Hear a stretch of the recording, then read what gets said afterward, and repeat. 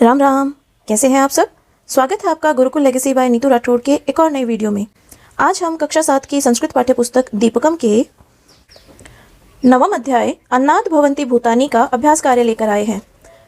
इस पाठ का सरल हिंदी अनुवाद मैं पिछली वीडियो में दे चुकी हूँ। यदि आपको कक्षा 7 की संस्कृत पाठ्य पुस्तक के किसी भी अध्याय का अनुवाद अथवा अभ्यास कार्य देखना हो तो मैंने एक प्लेलिस्ट बना रखी है। डिस्क्रिप्शन में उस प्लेलिस्ट का लिंक मैं दे रही हूँ। यदि आपको किसी भी अध्याय का सरल हिंदी अनुवाद अथवा अभ्यास कार्य देखना हो तो आप वहां पर जाकर क्लिक कर सकते हैं।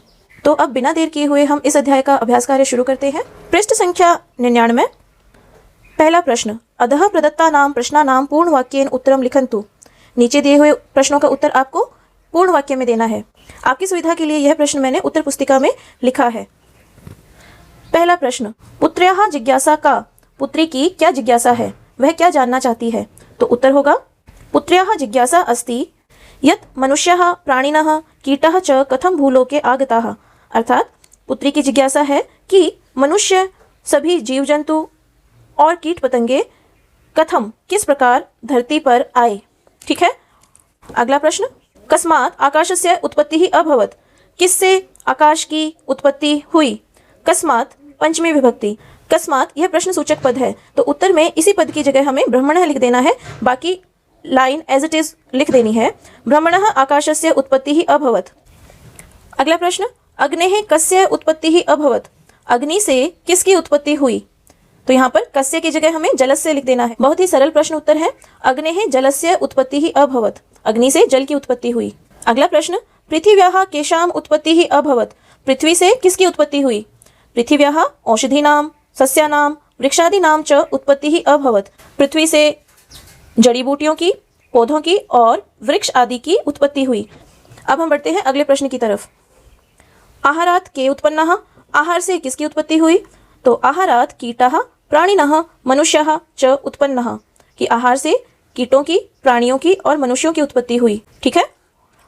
अंतिम प्रश्न, माता किम किम पठितवती, माँ ने क्या क्या पढ़ा है।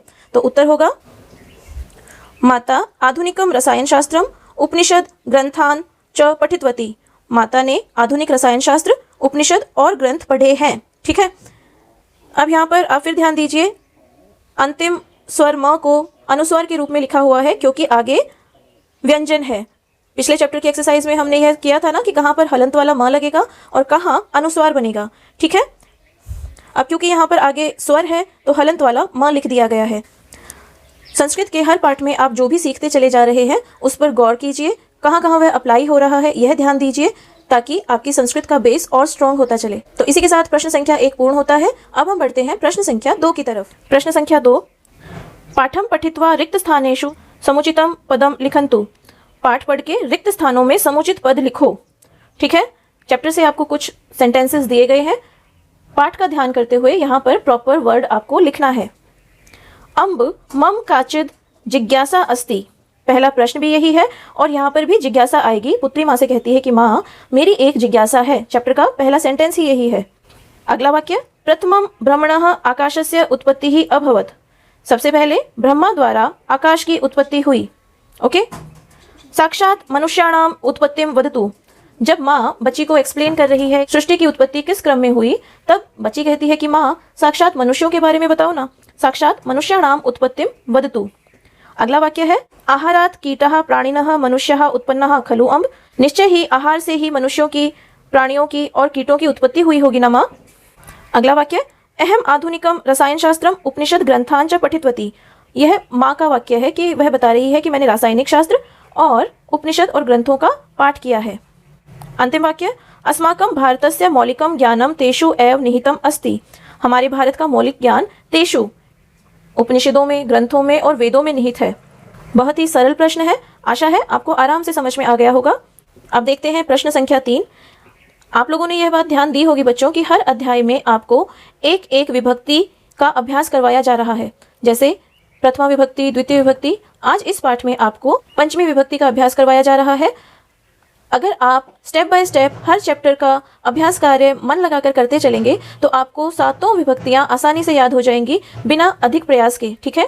संस्कृत सीखने का जो पहला स्टेप होता है वहां पर ये विभक्तियां बहुत इंपॉर्टेंट स्टेप हैं। ठीक है। तो चलिए आज हम इस अध्याय में पंचमी विभक्ति का अभ्यास करेंगे। उदाहरणानुसारम अधः प्रदत्तानाम शब्दानाम वचन परिवर्तनम कुर्वन्तु।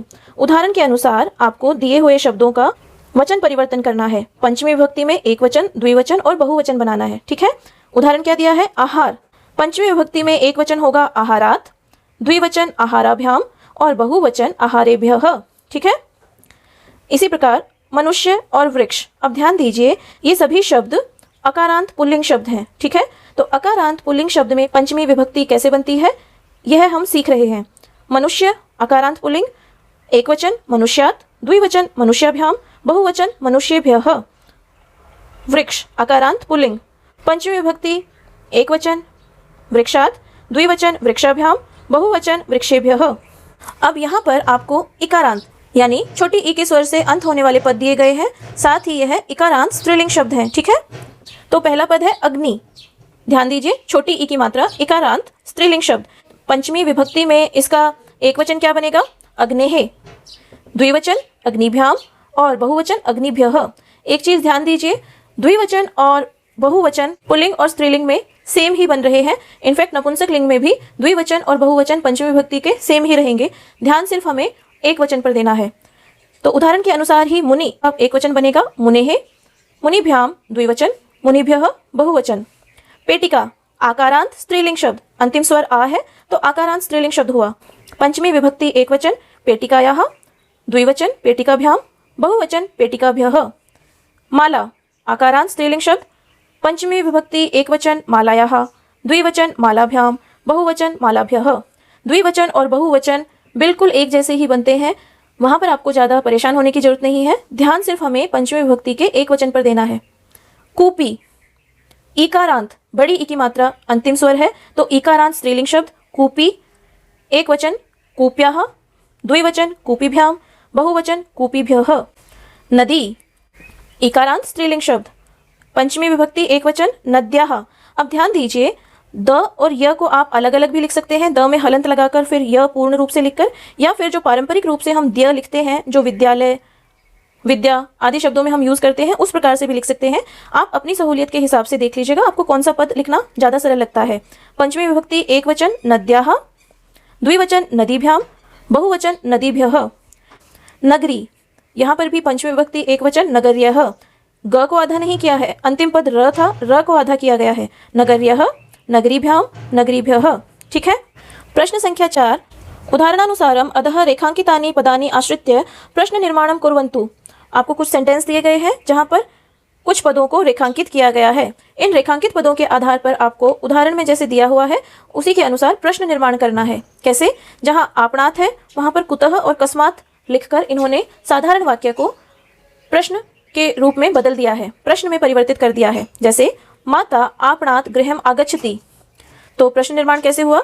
माता कुतः गृहम आगच्छति, माता कस्मात गृहम आगच्छति। कुतः और कस्मात दोनों ही पदों का अर्थ होता है कहां से, तो वाक्य क्या बन रहा है? माता कहां से घर आती है। ठीक है, तो अब हमें दिए हुए हर वाक्य में रेखांकित पदों को कुतः और कस्मात से एक्सचेंज कर देना है। राजेशः विद्यालयात् पुस्तकम आनयति, राजेश विद्यालय से पुस्तक लेकर आता है। आनयति लेकर आना, अगर हम आ उपसर्ग हटा दे और नयति लिखें तो इसका मतलब होता है लेकर जाना, लेकिन आ लगाते ही लेकर आना ऐसा हो गया है। ठीक है, तो प्रश्न कैसे बनेगा? विद्यालयात् की जगह हमें कुतः और कस्मात लिखना है। राजेशः कुतः पुस्तकम आनयति, राजेशः कस्मात पुस्तकम आनयति। दोनों ही वाक्यों का एक ही अर्थ होगा, राजेश कहाँ से पुस्तक लेकर आता है। ओके, अगला वाक्य, विकासः महेशात् लेखनीं स्वीकृतवान्। विकास ने महेश से लेखनी स्वीकार की, तो हमें महेशात् की जगह कुतः और कस्मात लिखना है क्योंकि प्रश्न में यही निर्देश दिया गया है। विकासः कुतः लेखनीं स्वीकृतवान्, विकासः कस्मात लेखनीं स्वीकृतवान्। ठीक है, अब यहाँ पर वाक्य का अर्थ बन रहा है विकास ने कहाँ से लेखनी स्वीकार की, जबकि अगर महेश नाम दिया गया है तो हम अगर प्रश्न बनाएं तो इस प्रकार बना सकते हैं, महेश ने किससे लेखनी स्वीकार की। महेश ने किससे लेखनी स्वीकार की, लेखनी मतलब कलम, पेन या पेंसिल। तो कस्मात और कुतः का अर्थ होता है कहाँ से, लेकिन क्योंकि हमें प्रश्न में यही निर्देश दिया गया है तो हम इसी प्रकार प्रश्न निर्माण कर रहे हैं। अगला वाक्य, माता गृहात् पुत्रम पश्यति, माता घर से पुत्र को देखती है। प्रश्न निर्माण कैसे होगा? माता कुतः पुत्रम पश्यति, माता कस्मात पुत्रम पश्यति। माता कहाँ से पुत्र को देखती है। ठीक है, अब अंतिम वाक्य, हिमालयात् गंगा प्रवहति, हिमालय से गंगा बहती है। कुतः कस्मात् गंगा प्रवहति, कहाँ से गंगा बहती है। ठीक है, तो इसी के साथ प्रश्न संख्या 5 भी पूर्ण होता है। किम प्रश्न सूचक शब्द की पंचमी विभक्ति जब हम बनाते हैं, पंचमी विभक्ति एक वचन, तो कस्मात् बनता है। ठीक है, किम पंचमी विभक्ति एक वचन कस्मात्। अब हम बढ़ते हैं प्रश्न संख्या 5 की तरफ, जो कि बहुत ही इंटरेस्टिंग होने वाला है। अधः प्रदत्तानि पदानि पठन्तु। नीचे आपको पद दिए गए हैं, यानी कि शब्द दिए गए हैं। तेषां पदानां पर्याय पदानि पाठेषु सन्ति। इन नीचे दिए हुए पदों के पर्यायवाची शब्द पाठ में हैं। तानि चित्वा निर्देशानुसारम पदरंजन्यां लिखन्तु। उन्हें चुनकर और जैसा निर्देश दिया हुआ है उसी के अकॉर्डिंग यहाँ जो ब्लॉक्स दिए हुए हैं इनमें आपको भरना है। ठीक है, इतना समझ में आया। अब इस चित्र को देखकर आप समझ ही गए होंगे कि यह एक वर्ग पहेली है। अभी तक हमने हिंदी में वर्ग पहेली और इंग्लिश में क्रॉसवर्ड पजल्स खूब खेली है ना। आज पहली बार हम संस्कृत में क्रॉसवर्ड पजल खेलने वाले हैं। Are you excited? मैं तो बहुत हूँ। एक्चुअली मैं यह पहेली सॉल्व कर ही रही थी, तभी ध्यान आया कि आपके साथ मिलकर इस पहेली को हम सॉल्व करेंगे। ठीक है, मैंने 2 पद लिख भी लिए थे, लेकिन अब बाकी के पद आप ही के साथ डिस्कशन करते हुए हम लिखेंगे। अब यहाँ पर मैंने स्क्रीन थोड़ी सी छोटी की है ताकि पूरा प्रश्न आसानी से स्क्रीन पर आए। आप ध्यान दीजिएगा। सबसे पहले अगर आपने क्रॉसवर्ड पजल्स या फिर वर्ग पहेली खेली है तो आपको पता है इन्हें भरने के 2 तरीके होते हैं। वामतः दक्षिणम, यानी कि बाएं से दाएं की ओर जैसे हम पद लिखते हैं, और उपरिष्टात् अधः, ऊपर से नीचे की तरफ। पहला उदाहरण इन्होंने खुद सॉल्व करके दिया है। जन्म, जन्म का पर्यायवाची पद पाठ में दिया हुआ। पुत्री पूछती है ना माँ से कि मनुष्य, कीट और प्राणियों की उत्पत्ति कब हुई। इसका अर्थ यही होता है कि उनका जन्म कब हुआ। ठीक है, तो इन्होंने खुद ही सॉल्व करके दिया हुआ है उत्पत्ति ही। अब एक और चीज़ ध्यान दीजिए। आप कहेंगे कि त और प 2 पद हैं। नहीं, जब भी आधा पद आता है, आधा अक्षर आता है, हम उसको समस्त पद एक ही पद मानेंगे। ठीक है, तो इस प्रकार 1 2 3 यह 3 अक्षरों का ही पद हुआ। ठीक है, इसी प्रकार उन्नति त्रीणि अक्षराणि, पाठ का अंतिम वाक्य जहाँ पर माँ कह रही है कि अपने मौलिक ज्ञान से ही हमारे जीवन का, उपनिषद ग्रंथों आदि को पढ़ने से ही हमारे जीवन का उत्कर्ष होगा। उत्कर्ष मतलब उन्नति। ठीक है, उत्कर्षः, यहाँ पर भी त और क 2 अक्षर न मानकर एक ही पद माना है। ठीक है, उत्पत्ति ही उत्कर्षः, यह इन्होंने सॉल्व कर दिया। अब बाकी की पहेली हम सॉल्व करते हैं। कहीं कहीं कुछ प्रॉब्लम्स हैं जो मैं आपके साथ डिस्कस करूंगी, लेकिन अब हम पहले शुरू करते हैं इस पजल को सॉल्व करना। वामतः दक्षिणम मातः, अक्षर द्वयम, 2 अक्षरों का पद है जिसका पर्यायवाची है मातः। तो हमने जगह जगह देखा है पाठ में यूज हुआ है वर्ड अम्ब। ठीक है, और इसी में 2 नंबर पर हमें एक और पद लिखना है जो चत्वारी अक्षराणी, 4 अक्षरों का है, जिसका अर्थ है समाप्तम। ठीक है, तो यह जो पद है यह पाठ में नहीं दिया गया, मुझे तो नहीं मिला, लेकिन फिर भी क्योंकि हमें यह पजल सॉल्व करनी है तो अ से समाप्तम का जो पर्यायवाची पद होता है वह बनता है अवसान। ठीक है, अवसानम। अब हम देखते हैं तीसरे नंबर पर कौन सा पद है। सत्यम, अक्षर द्वयम, 2 अक्षरों का पद है सत्यम, जिसका पर्यायवाची है। तो यहाँ से हमें शुरू करना है 1 2, इन्हीं 2 में। अब ध्यान दीजिए, हमें यह पद यहाँ से पढ़ना नहीं शुरू करना, क्योंकि 3 यहाँ पे मार्क किया गया है। हम यहीं से, तो पाठ में इसका पर्यायवाची पद है आम। आम माने हाँ, जैसे हम ट्रू फॉल्स में इसकी जगह यस और नो भी लिखते हैं ना, तो उसी आधार पर सत्यम का पर्यायवाची हुआ आम। ओके, अब 3 नंबर पर गगनस्य चत्वारी अक्षराणी आकाशस्य। तो हमारे ये सभी पजल सॉल्व हो रहे हैं।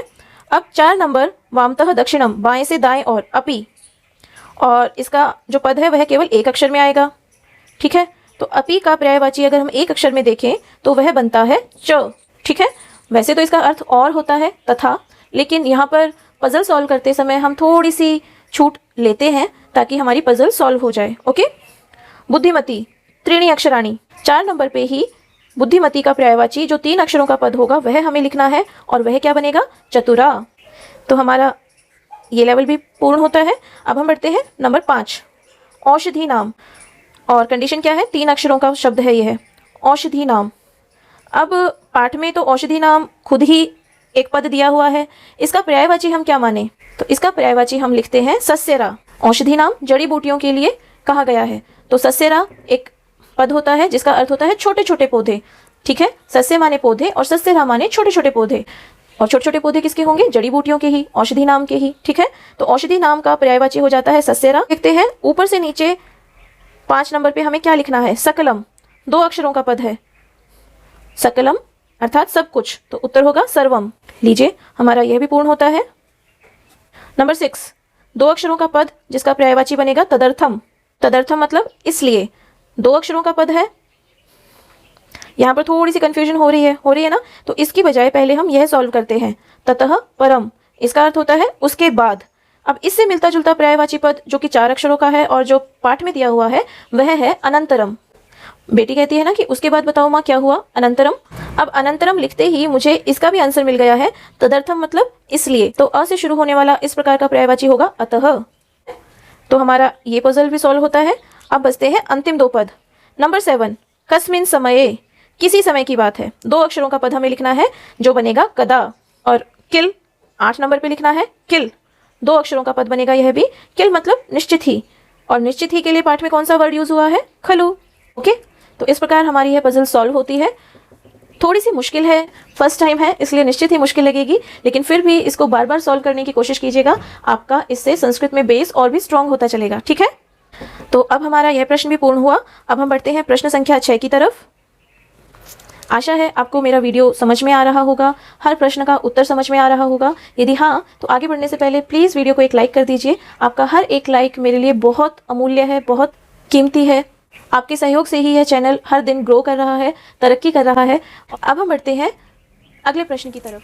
पंचमी विभक्ति का अभ्यास कराने के लिए एक और प्रश्न पुस्तक में दिया गया है।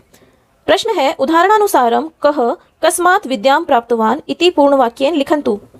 आपको शिष्यों के नाम दिए गए हैं, आचार्यों के नाम दिए गए हैं। किसने किससे विद्या प्राप्त की, यह पूर्ण वाक्य में हमें लिखना है। ठीक है ना, जैसे कि शिष्य है शुक्राचार्य और आचार्य है महादेव, तो इसको पंचमी विभक्ति का प्रयोग करते हुए कैसे लिखा है, शुक्राचार्य महादेवात् विद्याम प्राप्तवान। शुक्राचार्य ने, शुक्राचार्य प्रथमा विभक्ति, 2 विसर्गे है ना, 2 विसर्ग जहां भी आए समझ जाया करो, प्रथमा विभक्ति का इस्तेमाल हुआ है। ठीक है, प्रथमा विभक्ति एक वचन। शुक्राचार्य ने, कर्ता ने, महादेवात् महादेव से, पंचमी विभक्ति एक वचन। शुक्राचार्य ने महादेव से विद्या को प्राप्त किया। विद्याम, जहां भी अंत में हलंत वाला म लगे समझ जाना द्वितीय विभक्ति एक वचन है। ठीक है, छोटी छोटी ट्रिक्स आपको बताते हुए चल रही हूं ताकि आपको विभक्ति पहचानना भी समझ में आ जाए। जहां 2 विसर्गे हैं प्रथमा विभक्ति एक वचन, जहां हलंत वाला त आए वहां पर पंचमी विभक्ति एक वचन, और जहां अंत में हलंत वाला म आए वहां पर द्वितीय विभक्ति एक वचन। शुक्राचार्य ने महादेव से विद्या प्राप्त की। अब यह भी आपको पीछे एक पार्ट में समझाया गया है, कृतवतु प्रत्यय यूज करके हम किस प्रकार किसी भी पद का पास्ट टेंस बना सकते हैं। ठीक है, प्राप्तवान, यहाँ पे कृतवतु प्रत्यय का प्रयोग किया गया है। ठीक है, तो यह एग्जाम्पल आपको समझ में आया। हर वाक्य में आपको शिष्य और आचार्य का उल्लेख करते हुए वाक्य लिखना है। अब शिष्य का नाम है पद्मपादः और आचार्य है शंकराचार्य, तो इसको हम किस प्रकार लिखेंगे, पद्मपादः शंकराचार्यात् विद्याम प्राप्तवान। पद्मपाद ने शंकराचार्य से विद्या प्राप्त की। विवेकानंदः रामकृष्ण, इन्हें तो आप जानते ही होंगे, स्वामी विवेकानंद, जिन्होंने शिकागो के विश्व धर्म सम्मेलन में पाश्चात्य जगत को भारतीय संस्कृति से परिचित करवाया था, वे रामकृष्ण परमहंस के शिष्य थे। तो यहाँ पर हम लिखेंगे विवेकानंदः रामकृष्णात् विद्याम प्राप्तवान। विवेकानंद ने रामकृष्ण से विद्या प्राप्त की। अब हमारे राम गुरु वशिष्ठ से शिक्षा प्राप्त की, तो हम कैसे लिखेंगे, रामः वशिष्ठात् विद्याम प्राप्तवान। ओके, राम ने वशिष्ठ से विद्या प्राप्त की। भीष्म शिष्य है, परशुराम उनके गुरु हैं। भीष्मः परशुरामात् विद्याम प्राप्तवान। चंद्रगुप्त शिष्य, चाणक्य गुरु, चंद्रगुप्तः चाणक्यात् विद्याम प्राप्तवान। बहुत इजी है। अंतिम उदाहरण है अर्जुन शिष्य और उनके गुरु हैं द्रोणाचार्य। अर्जुनः द्रोणाचार्यात् विद्याम प्राप्तवान। बहुत ही सरल तरीके से आपको पंचमी विभक्ति का प्रयोग करना सिखाया, और इसी के साथ आप ध्यान दे रहे हैं कि प्रथमा विभक्ति और द्वितीय विभक्ति का भी इस्तेमाल हो रहा है, और तीनों ही एक वचन में है। रामः वशिष्ठात् विद्याम प्राप्तवान, अर्जुनः द्रोणाचार्यात् विद्याम प्राप्तवान। अर्जुन ने द्रोणाचार्य से शिक्षा को प्राप्त किया, विद्या को प्राप्त किया। ओके, अब आता है हमारा अंतिम प्रश्न, प्रश्न संख्या 7। अधः प्रदत्तानि वाक्यानि पठित्वा मातृभाषया, प्रांतीय भाषया, आंग्ल भाषया वा अनुवादम कुर्वन्तु। नीचे दिए हुए वाक्यों को पढ़िए और चाहे तो अपनी मातृभाषा में जो कि हिंदी है, या प्रांतीय भाषा, आप जिस भी जगह पर रहते हैं वहाँ की लोकल लैंग्वेज, या फिर आंग्ल भाषा इंग्लिश में इसका ट्रांसलेशन करना है हमें। ठीक है, पहला वाक्य, राधा नगरात् आगच्छति। राधा नगरात्, नगर से, आगच्छति आती है, गच्छति जाना, लेकिन आ उपसर्ग लगते ही उसका अर्थ हो जाता है आना। ठीक है, पीछे भी हमने देखा था आनयति, नए धातु का अर्थ होता है ले जाना, और आ उपसर्ग जोड़ते ही उसका उसका अर्थ हो गया ले आना, ठीक है। राधा नगरात आगच्छति, तो इसका सिंपल ट्रांसलेशन होगा राधा नगर से आती है। विनयः वृक्षात् पुष्पाणि चिनोति, विनय वृक्ष से पुष्पाणि बहुवचन, नपुंसकलिंग प्रथमा विभक्ति बहुवचन, पुष्पों को चुनता है। विनय वृक्ष से फूलों को चुनता है। ओके।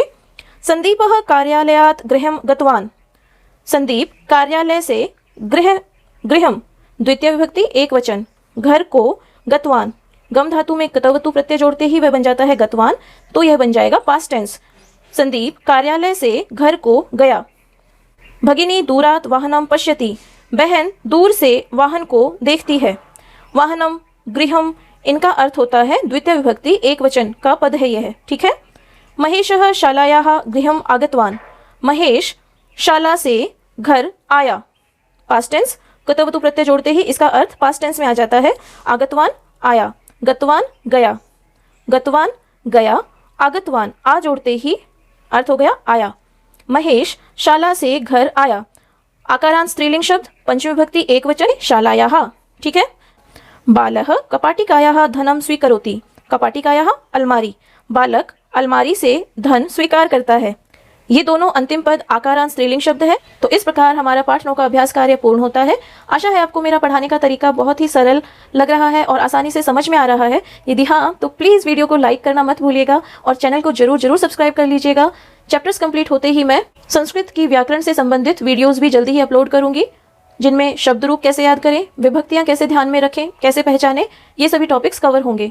तो बने रहिए गुरुकुल लेगेसी के साथ। मिलते हैं अगली वीडियो में, तब तक के लिए स्वस्थ रहिए, प्रसन्न रहिए और अपने माता पिता और गुरुजनों की सेवा कीजिए। राम राम।